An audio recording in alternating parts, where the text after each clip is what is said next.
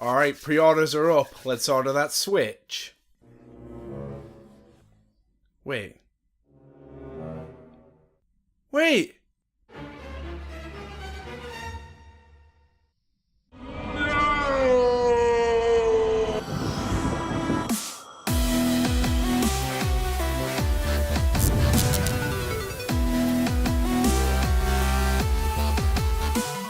What's up everybody, Chris here, giving you that Pearson opinion, and I know I'm a little bit behind on this, but I wanted to throw in my opinion on the Nintendo Switch presentation. So let's go!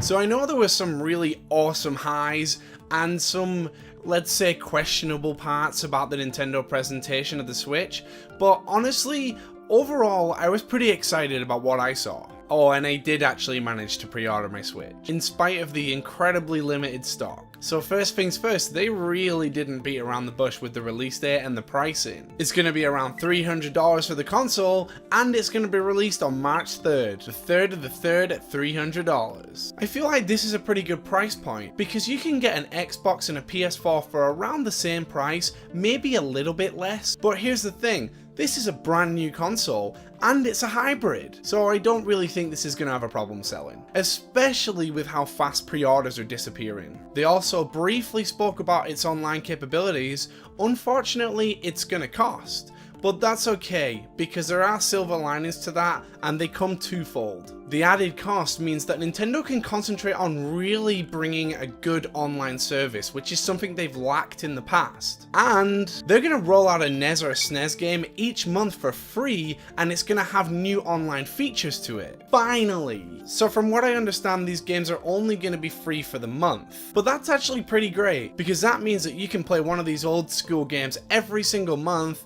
and if you like it, you can buy it, but if you don't have to, and at least you got to test it out, and then you can wait till next month to see if there's an even better game coming out. I do wish that they'd at least have mentioned an online achievement system though. That really would have been the icing on the cake for me. Battery life was also mentioned, and they said that it's going to last from around 2.5 hours to about 6 hours depending on which game you're playing. That's not amazing, but it is long enough for the standard commute. And I do feel like 2.5 hours to 6 hours is a pretty good gaming session in my opinion. Plus, they have extra batteries that you can just swap out and continue playing, so no biggie. So the first game to be shown was 1-2 Switch. This game is basically the Switch's version of Nintendo Land or Wii Sports.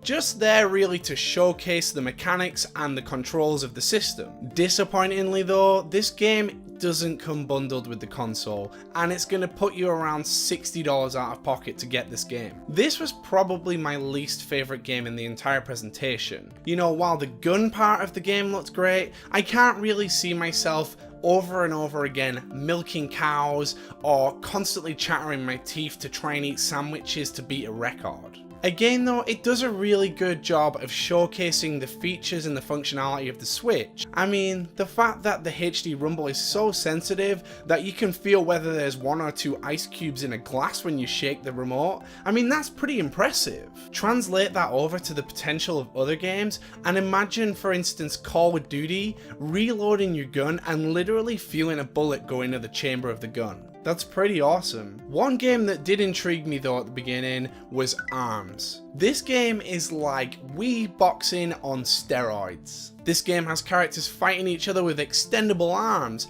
using the motion controls to throw your punches and then turning them in mid-air to hit each other. The art for this game also looks super bright and colourful and awesome. So yeah, it was a pretty cool game. But at this point, Nintendo started to kick it up a gear with Splatoon 2. This sequel to the super popular Ink Squid shooter offers everything from new weapons to new maps to new hairstyles to even new styles of play and a ton of brand new content. You can even dual wield these guns now, just like this guy. Splatoon 2. So yeah, Splatoon 2 looked pretty awesome, but honestly, that was just the beginning. Next up for our viewing pleasure was something we've all been waiting a very long time for.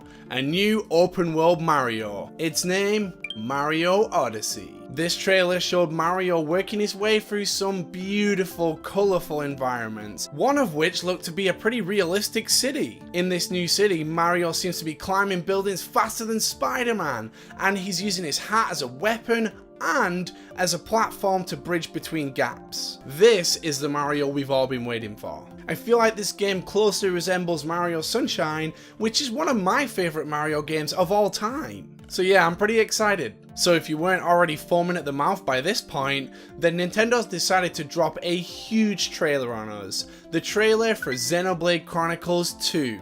This looks to be the true successor to the original Wii game Xenoblade Chronicles, and I can tell you this game looks stunning. I thought Xenoblade Chronicles X looked pretty good, but honestly, I was blown away by this trailer. The characters' facial features look way better than they do on Chronicles X as well, because to be honest with you, they're pretty terrifying. Scary. Following Xenoblade Chronicles 2 was a teaser for Fire Emblem Warriors. Just a teaser, mind, because we're actually going to get a Fire Emblem Direct. Shin Megami Tensei and Dragon Quest Heroes were also teased as well. But out of all these amazing RPGs, only one of them stood out the most to me, and that was Square Enix's brand new exclusive, Project Octopath. This super retro looking RPG comes from the team that's created my favourite RPGs of recent years, Bravely Default. So I'm definitely going to keep a close eye on this one. So we finally got confirmation that Skyrim's going to be coming to the Nintendo Switch. And although we knew this was coming, it was just awesome to see Bethesda really talking up Nintendo and showing their appreciation for the company. Sega also did their usual by giving full support to Nintendo and saying that they're going to release Sonic Mania.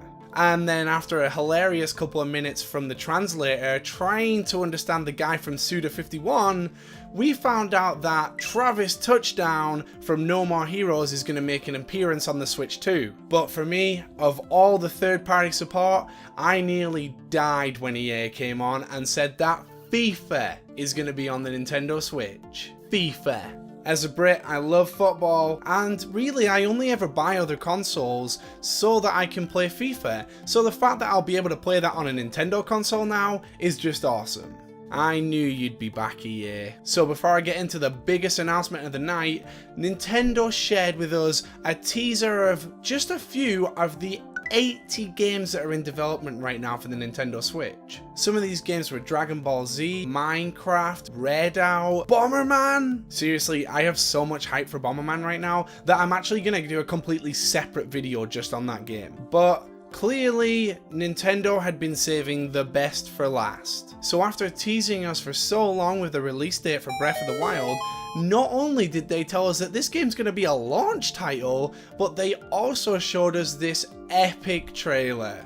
This trailer had action, dramatic music, emotion, voice acting. I could talk this trailer up all night, guys, but to be honest with you, you've just got to go watch it. It is amazing, and I'm actually going to link it down in the description of this video too. But anyway, what did you guys think of the presentation? Did it live up to the hype, or did you feel a little bit let down? My personal opinion, I thought it was great. I mean, there were parts of it that didn't go great, but that's happened at every single presentation for every single gaming company since they started doing presentations. So it's no surprise that there were a few hitches. And by the looks of things, there was enough games and content in this presentation for people to go out and smash the pre-orders. So drop a comment down below and let me know exactly what you thought. Like the video and don't forget to subscribe.